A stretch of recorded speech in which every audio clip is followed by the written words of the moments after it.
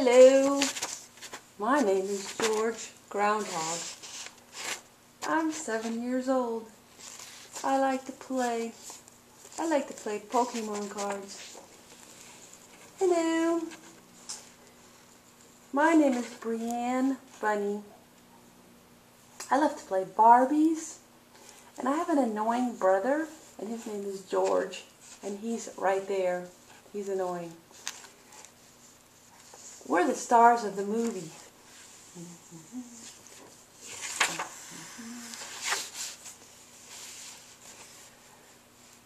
The first thing we're going to show you is instrumental aggression.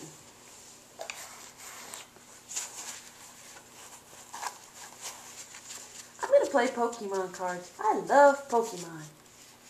I'm going to go play Barbies. Pokemon is for babies. Play, play, play, play, play, play. I love Pokemon. It's so fun. Barbies are getting boring. George, give me those Pokemon cards. No. I'm playing right now. George, I said give me those Pokemon cards. No, Brianne, I'm playing. Stop it. George. Give me those cards. Mom. Brianne hit me. Mom. Mom. Help, help, help, help. Brianne hit me. A whiny brother. Okay, let's take a look at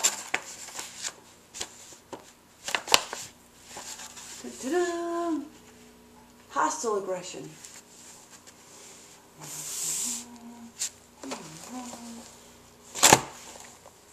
Breakfast time. I love to eat breakfast. Yum, yum, yum, yum.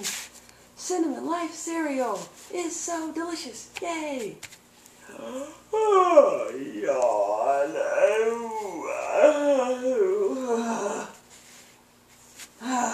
Breakfast is great. Breakfast is great. Oh, George, you're so annoying. Whop! Ouch! Mom! Brianna hit me! This is not fair! Ow! I was just eating my breakfast and she just walked by and hit me! Ow! That's the end of the movie. Thank you very much, Brianne. Thank you, George. Okay. Brianne needs to get some anger management. George needs to get some better skills of dealing with conflict. What do we got here? Let's talk about these things. All right. We have, as exhibited by our two lovely people here, a good example of instrumental aggression. Instrumental aggression is because one person, Brianne in this case, wants something that the other person has. Okay? It's usually a toy, like the Pokemon cards. And usually there's a purpose. The instrumental aggression, there's a purpose to the aggression. The aggression is, I'm going to hit you because I want something that you have. Okay? So the first one was instrumental aggression. It's often boy to boy, but in this case it was girl to boy. Often it's sibling too. People with children are saying, yes, it is siblings. And it's usually because there's an object or something that they want, okay, that the perpetrator person wants. She's really a nice bunny. She just has some issues. She needs a good therapist. Hostile aggression is aggression for no really good reason. It's just random, out of the blue, like when Brianne walks by and hits George eating breakfast, okay? That's just hostile. There wasn't any reason that she did it. There wasn't anything she wanted. It was just hostile aggression. Both kinds of aggression are really common in kids. And let's talk about some of those factors that contribute to aggression in kids, okay? So we live in a very violent, aggressive society for a lot of reasons. There's a lot of modeling of aggression. There's a lot of high murder rates. There's a lot of... We could go on and on with some of the reasons. There's a lot of harsh discipline happening from parents. And we have a lot of violent programming on television, and that's specifically what we're going to talk about right now today. What happens is that we know there's certain subgroups that watch more violent programming than nonviolent programming. Boys tend to watch more than girls. Lower SES kids tend to watch more than higher SES kids. Minority kids, African American kids, tend to watch more than Caucasian kids. Even to use those words, majority, minority doesn't make sense anymore. But African American kids tend to watch more than Caucasian kids. And boys, lower SES. Those are the main factors. So what we have, but all kids, so in a sense, it's kind of a chicken and egg question, because those are the kids who are living oftentimes in very violent cultures. So is the living in violent cultures that they're choosing the violent television just because it mirrors what they're seeing every day, or is the violent television making them more aggressive? And it's probably some of both, and I'll talk about that in a second. So what we have is that all kids, though, are exposed to a lot of television programming, okay? So roughly on average, kids are watching 45 hours of TV a week. 45. Remember, I told you the other day, if we added together all the screen time kids get, it now averages for the first time more hours per week than they are in school. That's not a good thing. So kids on average are watching 45 hours of television a week, and some of that programming is violent, okay? Roughly about 60% of shows contain violence. That's a lot of violence. And the good guys, or the good people, commit 40% of the violence. Let's talk about that for a minute, because one of the things we say is that kids, these are pro-social shows. The good guys did the bad thing only because they had to get the bad guys, okay? And I'm being very specific with using the word guys here, because this is where a lot of the gender in, there's a lot of male-to-male violence, okay? But kids aren't, especially young kids, aren't bright enough to get that message. Not bright enough. They're not cognitively developed enough to understand the message that there's a pro-social message in terms of, oh, the violence is committed by good guys only to stop the bad guys. Kids miss that message, okay? So what kids see instead is that violence is a way to solve problems. They also see that, like, a lot of times there's no blood or there's no after effects of being shot. You get shot point blank in the head and you get a little head injury or a nick, but it just grazes your head and you're fine. There's not months in trauma and rehab and everything else. So that's actually worse for kids, because then they think that violence has no after effects. There's no negative consequences that result in it.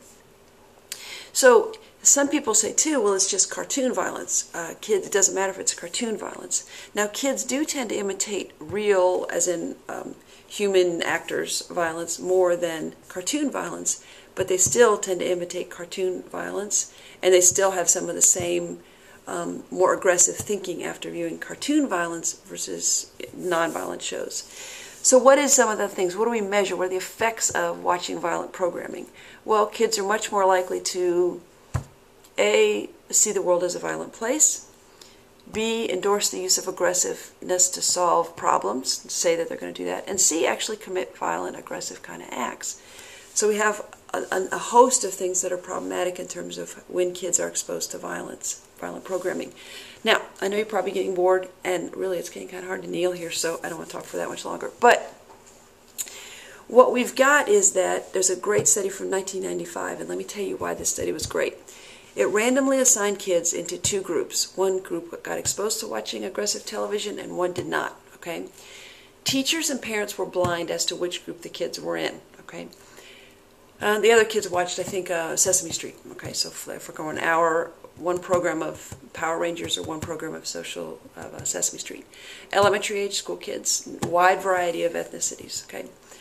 What happened then is that one program, one day, then they looked at how much aggressiveness the kids engaged in the next day.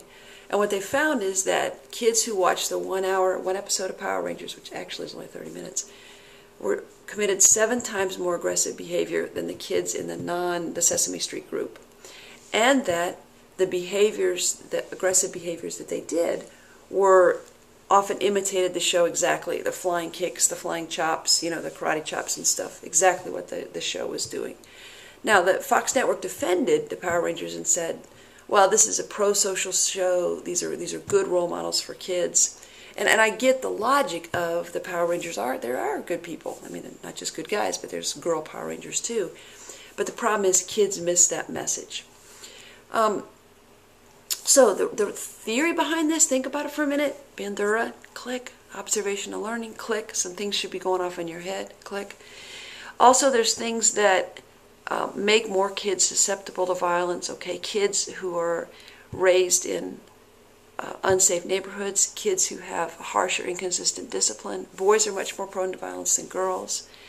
A host of factors family discord, family substance abuse, parental antisocial behavior, those kind of things put kids more at risk. So it's a complicated societal picture. So I'm not trying to just say that it's just television that's the problem. There are other things that are the problem. But APA came out a few years ago and said, number one, the results of violent programming, the effects of violent programming on kids, and enough longitudinal studies have been done to show that there's longitudinal effects of watching violent programming as kids. Okay, so much so that the effects can last up to 22 years in terms of those seeing the world a more violent place, seeing violence as a solution to problems, and engaging in more aggressive behavior. So the summary of all those studies that have been done, APA says, hey, this longitudinal data supports that these effects last. Two, in that same study, APA came out and said the effects of television violence on kids, the data suggests across all these different types of studies, the data suggests that it's strong enough evidence to be not just correlational, but causal. People. How often does APA say the word causal? Really? I mean, I'm stumped here. In my lifetime, this is the first time that I've ever heard APA come out and say something is causal instead of correlational. That's a powerful indictment against violent and aggressive programming from our mothership, of the APA. So I get that in your culture, I get that in our world, I get that in our families and everything else, every day we hear people say, it's just a cartoon, it's not going to matter. Or even with violent video games that are first-person shooter games, I mean, what are the effects of those? And very similar, as you might guess. But what we know is that we get exposed to that every day. It's hard to make the argument of, hey, it does matter for kids. But really, it does matter for kids. Kids should not be watching violent programming. How much is too much? I would tell you, limit exposure as much as you can. They're going to get it in their lives anyway, so the more you can control it as a parent, as an aunt, as an uncle, whatever you are, the better off it is.